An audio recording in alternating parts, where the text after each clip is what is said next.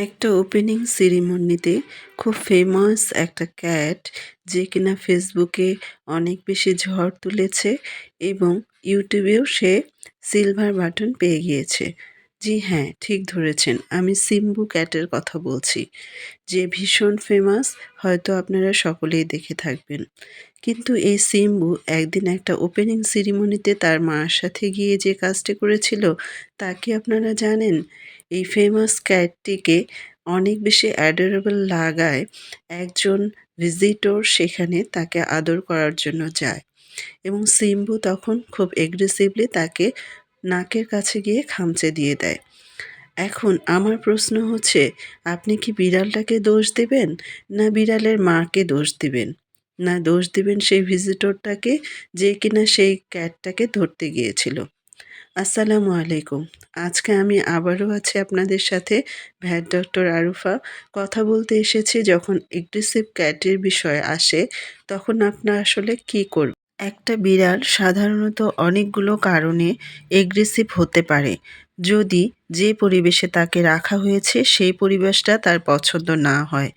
আরেকটা কারণ হচ্ছে সে যদি অসুস্থ বোধ করে, তার যদি কোনো মেডিকেল ইস্যুস থাকে, এসব ইস্যুসের মধ্যে আছে তার পেইন হচ্ছে, তার খারাপ লাগছে, তার অনেক বেশি উদ্বিগ্ন, সে অনেক বেশি পরিবেশটাকে তার অ্যাডাপ্ট করতে কষ্ট হচ্ছে। এই ধরনের সময়গুলোতে একটা বিড়াল এগ্রেসিভ হয়ে যায়।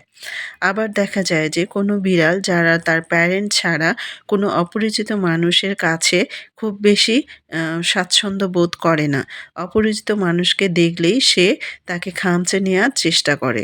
অবশ্যই এটা একজন প্যারেন্ট হিসেবে আপনার বুঝতে হবে আপনার বিড়ালটি কী চায়।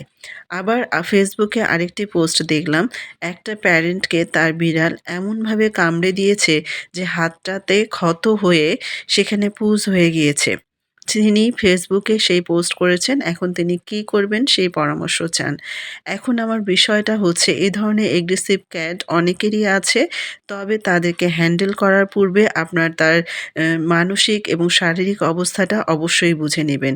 যদি দেখেন আপনার পোষা বিড়ালটি খুব বেশি লুকিয়ে থাকছে, সে লেজটা বারবার নাড়াচাড়া করছে, টুইস্টিং করছে, তার কানগুলোকে ফ্ল্যাট করে রেখেছে এবং চোখগুলো অনেক বেশি বড়, বড় করে রেখেছে, তখন আপনি যতই তার মা হন না কেন, চেষ্টা করবেন তার সাথে একটু তাকে সময় দেওয়ার জন্য, তাকে শান্ত হওয়ার জন্য বা তাকে শান্ত করার চেষ্টা করবেন।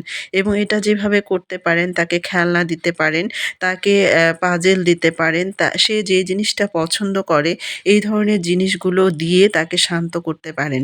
আর ক্রেজি ক্যাটদের নিয়মিত ব্যায়াম করাতে হয়, তাহলে তারা শান্ত